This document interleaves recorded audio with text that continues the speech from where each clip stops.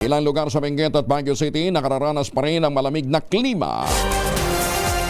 Swerte nila, mura ng aircon nila. Libre pa nga actually. Lalong-lalo na sa madaling araw. Detalye ng balita mula kay Romy Gonzalez sa RH41 ay Bang Dabigat. Romy. Nakararanas na mas mababang temperatura ang ilang lugar sa lalawigan ng Benguet kumpara sa Baguio City. Batay sa monitoring ng Philippine Atmospheric, Geophysical and Astronomical Services Administration na Benguet Radar Station, 11.5 degrees Celsius.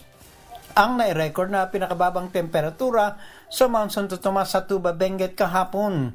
Samantalang nai-record naman ng Pag-asa Benguet State University Agromet Station sa La Trinidad, Benguet ang 13.0 degrees Celsius kahapon.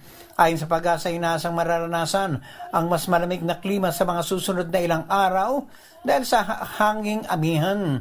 Sa Baguio City, nai-record ang 14.4 at 14.6 degrees Celsius sa nakalipas na 3 araw.